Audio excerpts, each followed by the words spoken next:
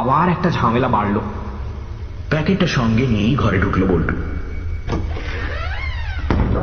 তখনও বেশ ভালোই বৃষ্টি পড়ছে।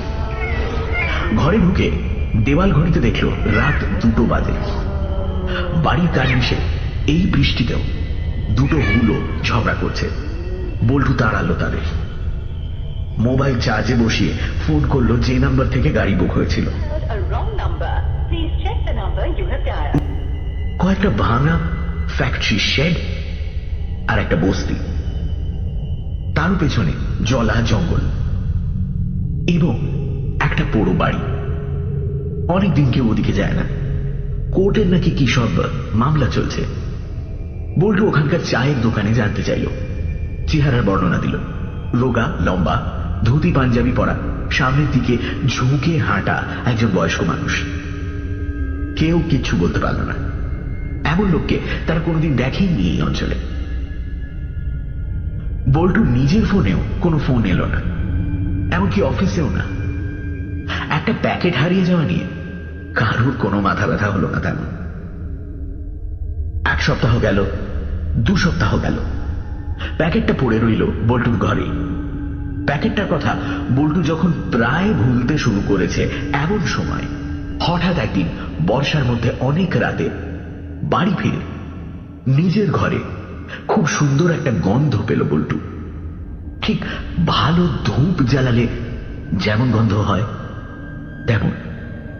ভাবলো বাবা বুঝি অমাবস্যা পুজো উপলক্ষে ভালো ধূপ নিয়ে এসেছে, আর মা সন্ধ্যেবেলা তার ঘরে জ্বালিয়ে দিয়ে গেছে। গন্ধ রয়েছে অনেক রাত পর্যন্ত। বল্টু ঠিক করলো মাঝে মাঝে এই ধূপ সে তার গাড়িতেও লাগাবে। রোজকার মতো গাড়ির কিলোমিটারের হিসেব করলো, পাড়ার কয়েকজন বন্ধুকে ফোন করলো যারা নিশাচর, মানে অনেক রাত পর্যন্ত জাগে। ক্লাবের খবর নিল, খোঁজ গল্প করলো। টুকিটাকি কাজ যত সারতে লাগলো তত সে বুঝতে পারল ঘরের সুন্দর গন্ধটা বাড়ছে। একটা সময় আর থাকতে পারল না বল্টু। কেমন যেন দম বন্ধ লাগছে। ঘরের জানলা দরজা খুলে দিল সে, তবুও যায় না গন্ধটা, আরো বাড়তে থাকে। তার কেমন যেন মনে হতে থাকে এটা ধূপের গন্ধ নয়। ধূপের গন্ধ এমন বাড়তে পারে না, কারণ তার ঘরে ধূপ জ্বলছে না। তাহলে কিসের গন্ধ? তার বোন কি কোনো পারফিউমের শিশি ভুল করে খুলে রেখে চলে গেছে? কিন্তু বুলটির তো অত সাজের শখ নেই। তাহলে কি? সে তন্ন তন্ন করে খুঁজতে থাকে কোথা থেকে গন্ধটা আসছে। খাটের তলা, আলমারি, ডেস্কটপের পাশে, টেবিল। ড্রয়ার টেনে খুলতেই আরো ঝাঁঝালো হয় গন্ধটা। তার সামনে সেই ফেলে যাওয়া কাগজের প্যাকেট, আর গন্ধের উৎস ওটাই। কি আছে প্যাকেটের মধ্যে?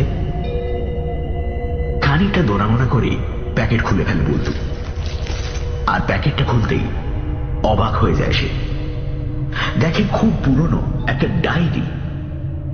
সেই ডায়েরি উল্টালে প্রথম পাতায় ঝাপসা কালি দিয়ে লেখা রয়েছে জনার্দন বিশ্বাস MA।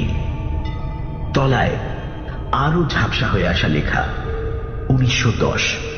ঠিক তার কয়েক বছর আগে বঙ্গভঙ্গ নিয়ে উত্তাল হয়েছে দেশ।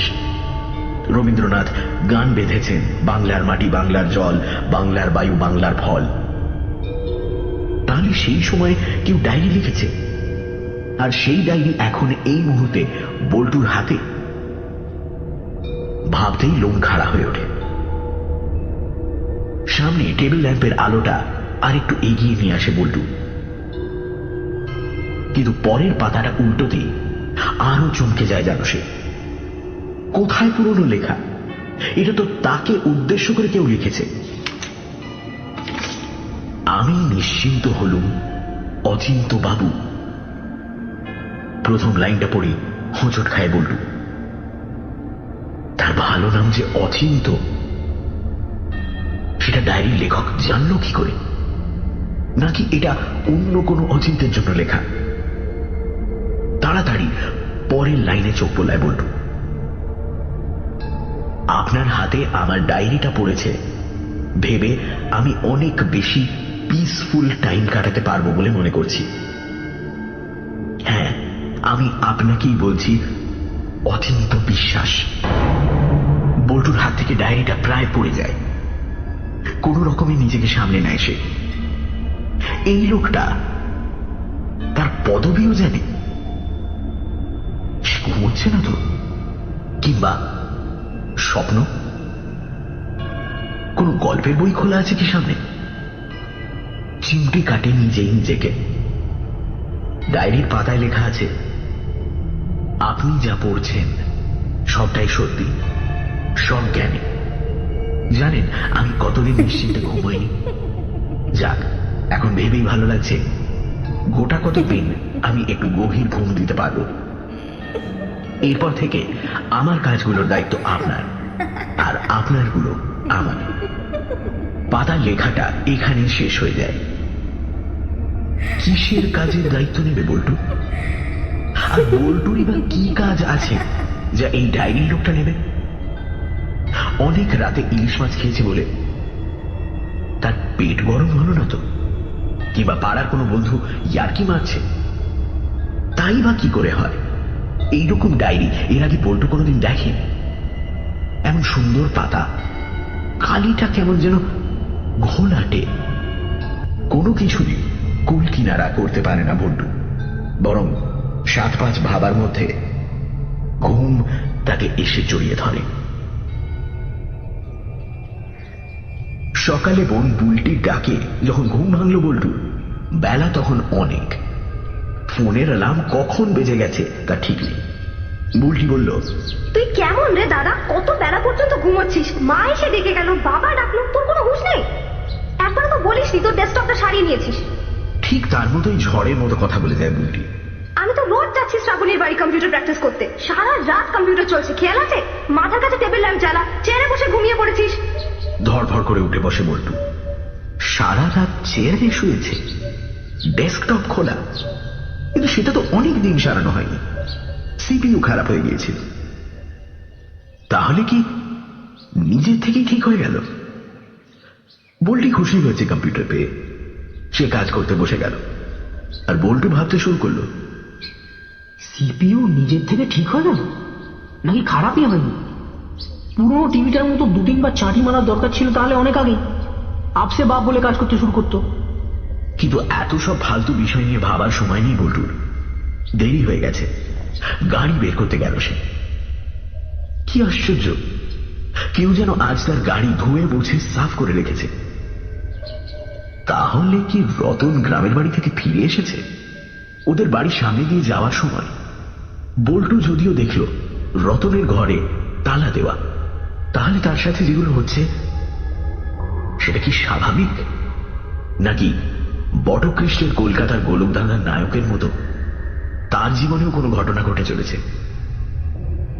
দূর, এরপর থেকে আর গল্পের বই পড়বেই না বল্টু। মা ঠিকই বলে, এইসব পড়ে পড়ে তার মাথাটা খারাপ হয়ে গেছে।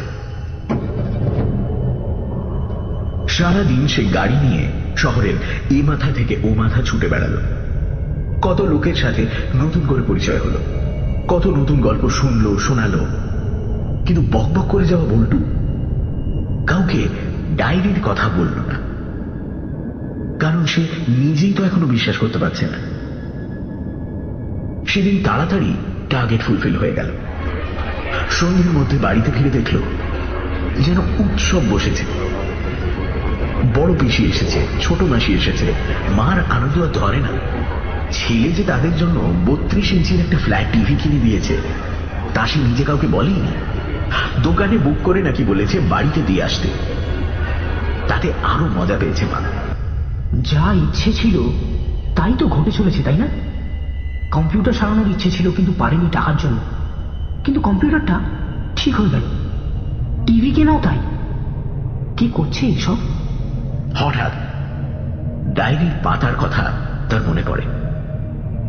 সেখানে লেখা ছিল, এরপর থেকে আমার কাজগুলোর দায়িত্ব আপনার, আর আপনারগুলো আমার।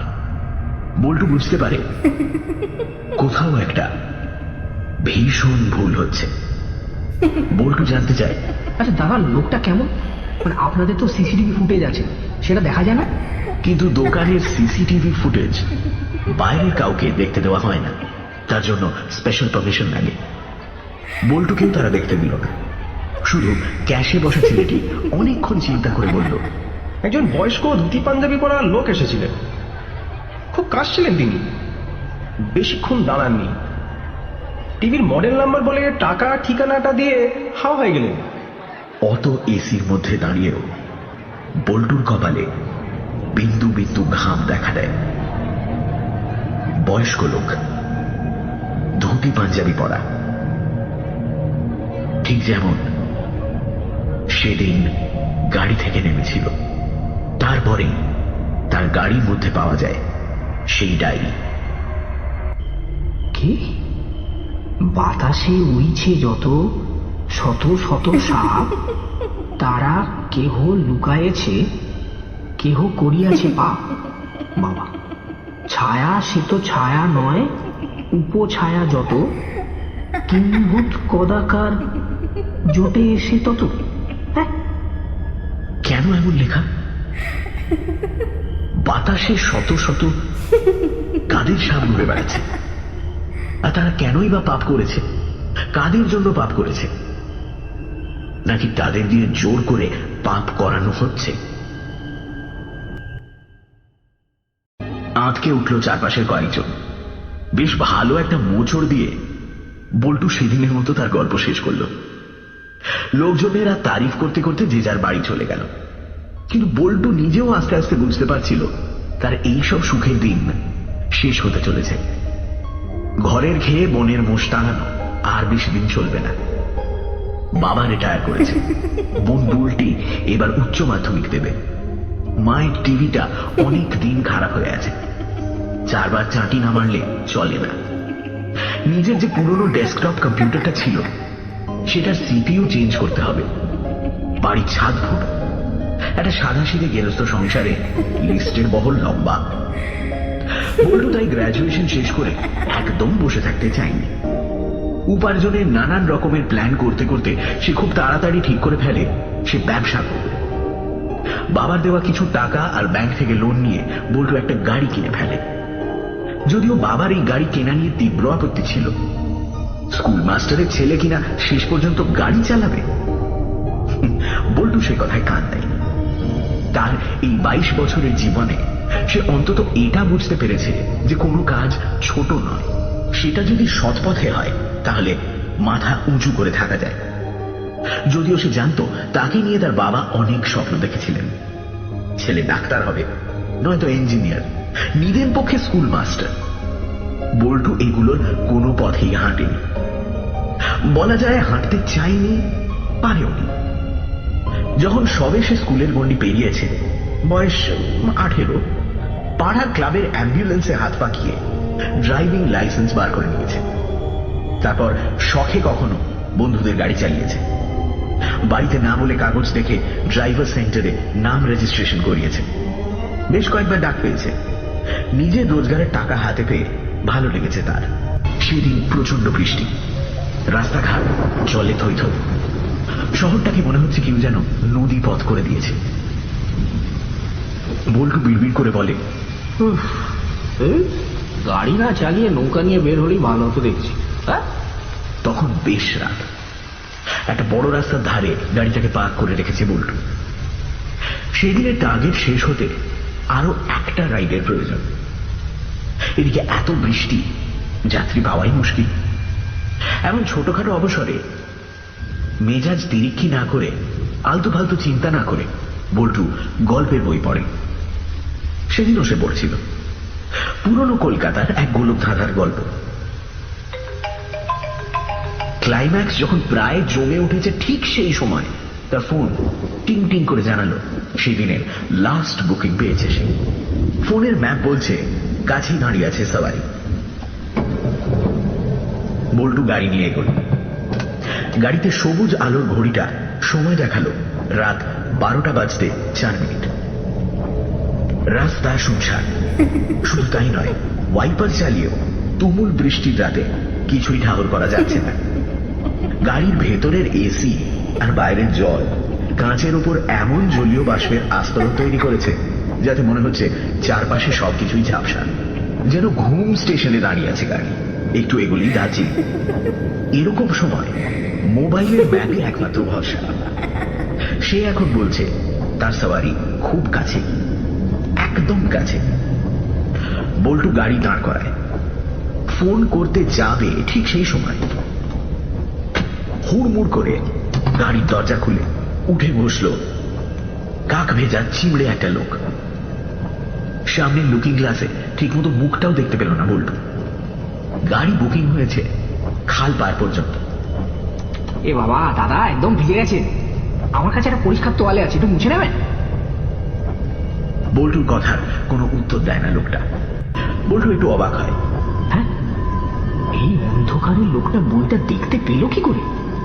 সে গাড়ি চালাতে চালাতে বইটা কোনো রকমে পেছনের সিটে চালান করে। বইটা দিতে গিয়ে লোকটার হাতের সাথে তার হাত একটু ঠেকে যায়। একেবারে হিম শীতল। অনেকক্ষণ বৃষ্টিতে ভিজলে যেমন হয় তেমন। বল্টুর এমনিতেই বকবক করা অভ্যেস। গাড়ি চালাতে চালাতে সে কত গল্প করে, যাত্রীদের কাছে গল্প শোনে। অনেকে খুশি হয় তার মিষ্টি ব্যবহারে, গল্প শোনানোর জন্য তাকে ভালো রেটিং দেয়। বল্টু চুপ করে না থেকে বলল, আপনি গল্পের বইটাই পড়েন? হ্যাঁ, এখন তো আর কেউ পড়তেই চায়। লোকটা কিন্তু কিছুই বলে না। বল্টু যে তাকে ঠিকভাবে দেখতে পাচ্ছে তেমনটাও নয়, তবুও চুপ করে বসে থাকতে ইচ্ছে করে না। সে বলতেই থাকে, অনেকক্ষণ বৃষ্টিতে ভিজছেন না? হ্যাঁ, গা হাতটা একদম বরফ হয়ে গেছে স্যার। বাড়ি গিয়ে ভালো করে হালকা গরম জলে একটু চান করে নেবেন। কিন্তু আমার মা বলতো জানেন, বৃষ্টিতে ভিজে বাড়িতে এসে চান করে নিলে আর কোনো ঝামেলাই থাকে না, মানে হাঁচি কাশি জ্বর কিচ্ছু হবে না। লোকটা বল্টুর কথার সরাসরি কোনো উত্তর দেয় না। হাওয়ায় ভেসে আসা স্বরের মতো সে বলল, বটকৃষ্ণকে আপনি চেনেন? বল্টু জানতে চাইল, কে? বটকৃষ্ণ? সে আবার কি? ভালো রাইটার ছিল বটকৃষ্ণ এককালে। বল্টু হেসে ফেলল। ও আচ্ছা, লেখক বটকৃষ্ণের নাম বলছে? না না, চিনব কি করে? সে কবেকার লেখক। আপনার হাতের বইটা ওনারই। বইগুলোকে আবার রিপ্রিন্ট করা হচ্ছে শুনলাম। আমার আবার ভূত প্রেত থ্রিলার এসব হেভি লাগে জানেন তো। এমন অনেক বই আমার বাড়িতে আছে। মা বলেছে এরপর বাড়িতে বই থাকবে না মানুষ থাকবে সেটা বোঝা যাচ্ছে না।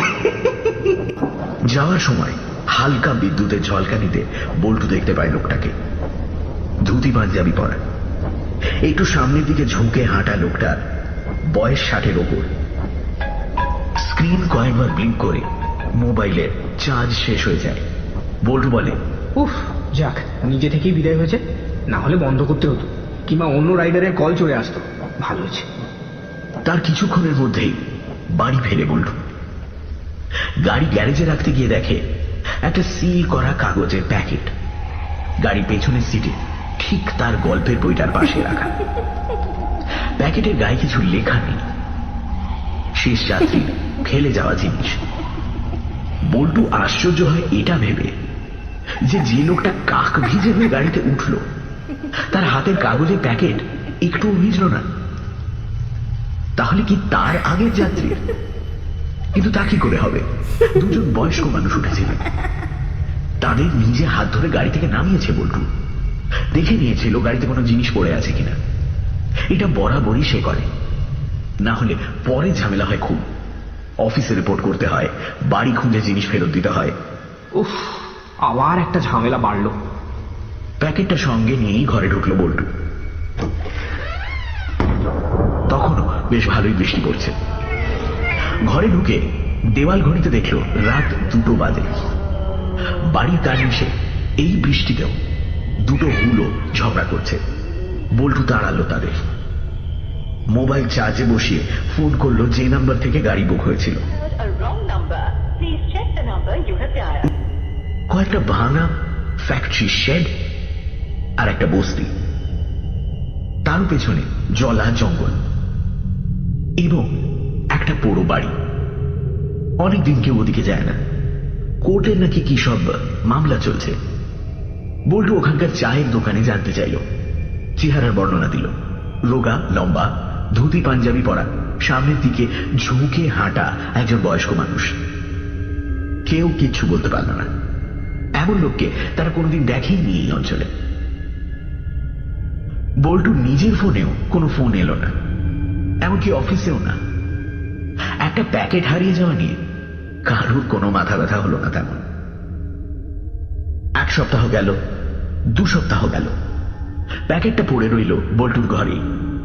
প্যাকেটটার কথা বল্টু যখন প্রায় ভুলতে শুরু করেছে এমন সময় হঠাৎ একদিন বর্ষার মধ্যে অনেক রাতে বাড়ি ফিরে নিজের ঘরে খুব সুন্দর একটা গন্ধ পেল বল্টু। ঠিক ভালো ধূপ জ্বালালে যেমন গন্ধ হয় তেমন। ভাবলো বাবা বুঝি অমাবস্যার পুজো উপলক্ষে ভালো ধূপ নিয়ে এসেছে, আর মা সন্ধ্যেবেলা তার ঘরে জ্বালিয়ে দিয়ে গেছে। গন্ধ রয়েছে অনেক রাত পর্যন্ত। বল্টু ঠিক করলো মাঝে মাঝে এই ধূপ সে তার গাড়িতেও লাগাবে। রোজকার মতো গাড়ির কিলোমিটারের হিসেব করলো, পাড়ার কয়েকজন বন্ধুকে ফোন করলো যারা নিশাচর, মানে অনেক রাত পর্যন্ত জাগে। ক্লাবের খবর নিল, খোঁজ গল্প করলো, টুকিটাকি কাজ যত সারতে লাগলো তত সে বুঝতে পারল ঘরের সুন্দর গন্ধটা বাড়ছে। একটা সময় আর থাকতে পারল না বল্টু। কেমন যেন দম বন্ধ লাগছে। ঘরের জানলা দরজা খুলে দিল সে, তবুও যায় না গন্ধটা, আরো বাড়তে থাকে। তার কেমন যেন মনে হতে থাকে এটা ধূপের গন্ধ নয়, ধূপের গন্ধ এমন বাড়তে পারে না, কারণ তার ঘরে ধূপ জ্বলছে না। তাহলে কিসের গন্ধ? তার বোন কি কোনো পারফিউমের শিশি ভুল করে খুলে রেখে চলে গেছে? কিন্তু বুলটির তো অত সাজের শখ নেই, তাহলে কি? সে তন্ন তন্ন করে খুঁজতে থাকে কোথা থেকে গন্ধটা আসছে। খাটের তলা, আলমারি, ডেস্কটপের পাশে, টেবিল। ড্রয়ার টেনে খুলতেই আরো ঝাঁঝালো হয় গন্ধটা। তার সামনে সেই ফেলে যাওয়া কাগজের প্যাকেট, আর গন্ধের উৎস ওটাই। কি আছে প্যাকেটের মধ্যে?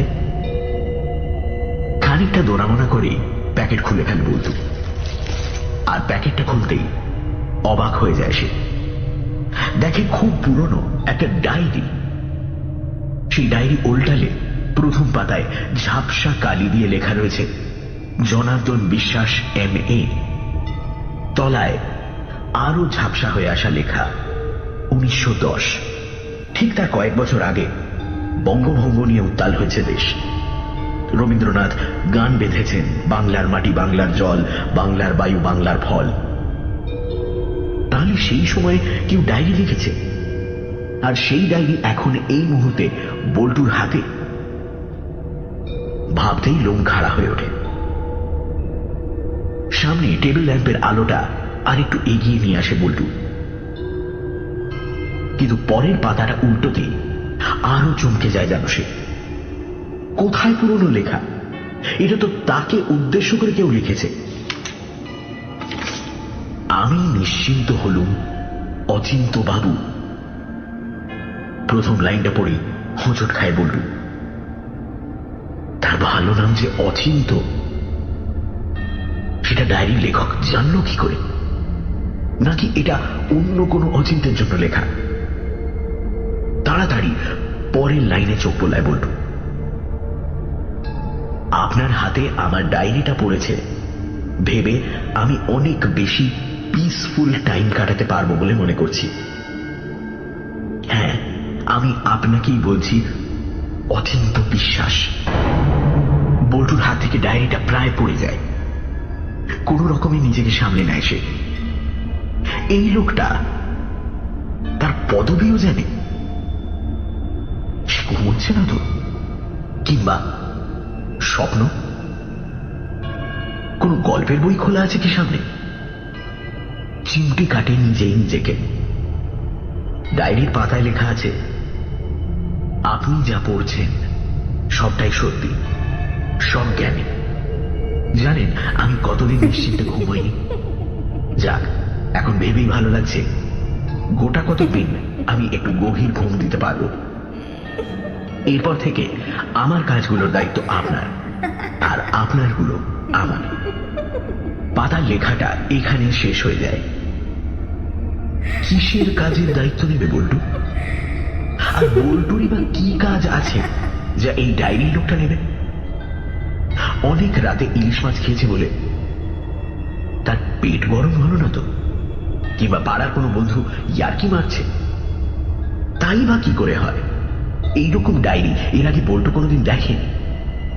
এমন সুন্দর পাতা, কালিটা কেমন যেন ঘোলাটে। কোনো কিছুরই কুল কিনারা করতে পারে না বল্টু, বরং 7-5 ভাবার মধ্যে ঘুম তাকে এসে জড়িয়ে ধরে। সকালে বোন বুলটির ডাকে যখন ঘুম ভাঙল বল্টুর, বেলা তখন অনেক। ফোনের অ্যালার্ম কখন বেজে গেছে তা ঠিক নেই।